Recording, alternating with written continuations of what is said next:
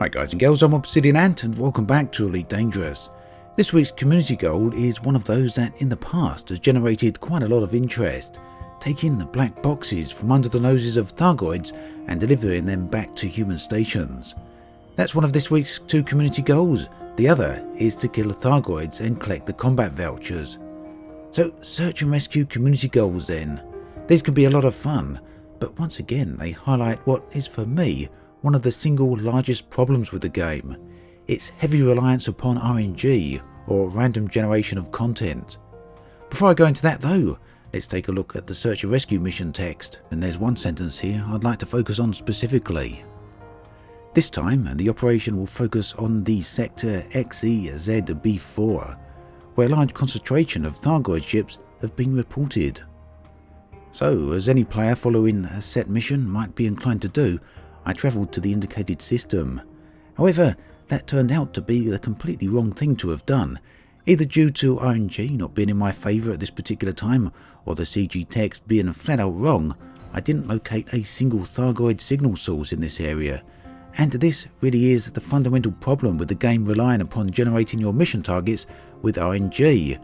When they don't appear, you don't have any real way of knowing if you're not doing things correctly, or if it's simply down to the fact that the game isn't rolling the correct number on the dice for you to enable your mission target to spawn. Ultimately, I spent a lot longer in this system than I would have liked and came away completely empty-handed.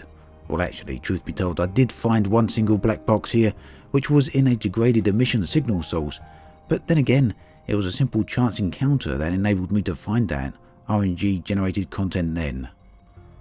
I will come back to the subject of RNG in just a moment, but let's quickly move on to how you can get involved in this particular community goal.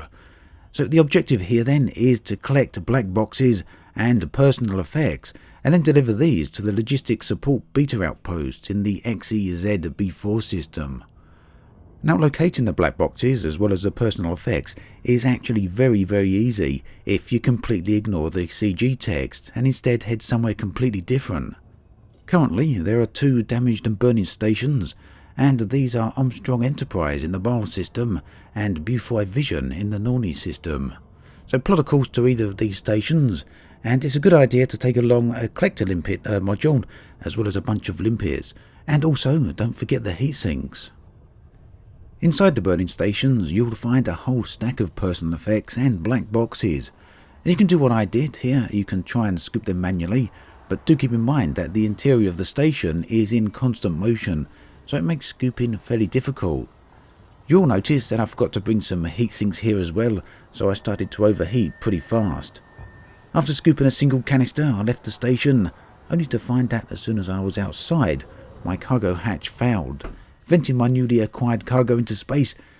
The station, whilst in full emergency status, also saw fit to issue me a fine for this, so not really the best outcome, but there you go, I didn't fully plan. So the best approach here is to take some collector limpets in. You can pick up as much as you actually want and probably fill your ship right up, and do make sure you remember your heat sinks. Another good location for black boxes is to find them in a non-human signal source.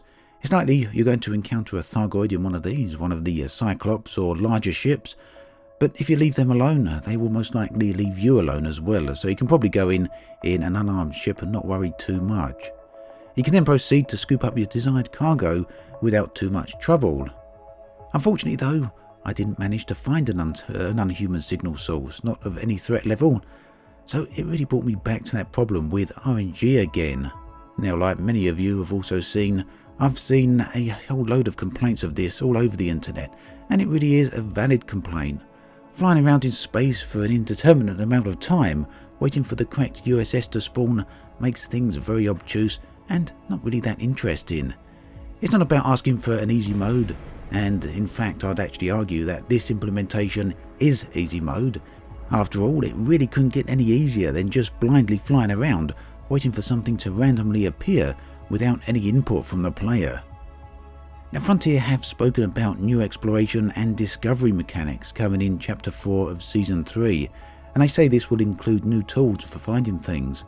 My hope is then that these tools will not just be used for exploration and deep space discovery, but also for locating your mission target as well, and Frontier have hinted at the fact that these tools It will be used for missions, we just don't know how they will work.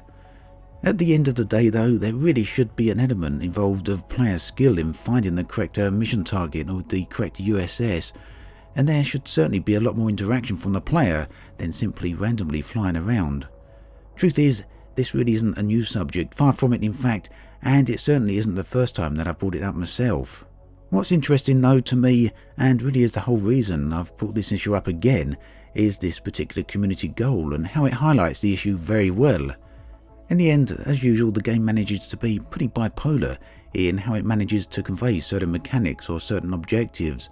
The community goal asks for the player to go to a set system to look for their objective, and this is without a doubt the most frustrating and perhaps subjectively boring way to go about the mission. On the other hand, a player can go elsewhere and have a lot of fun interacting with the burning stations or taking things from under the noses of aliens, both of which come with a good degree of risk versus reward, along with plenty of fun.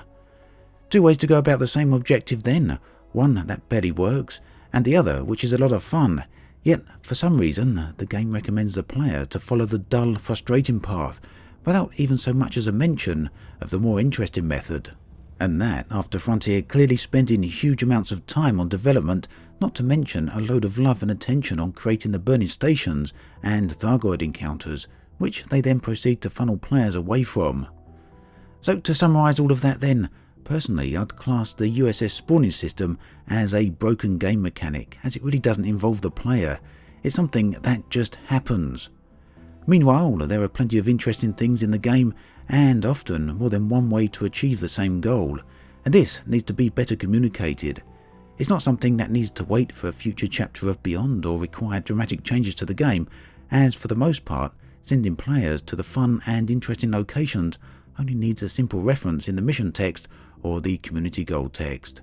Let's hope then that this is something Frontier can pick up on and sort out really quickly.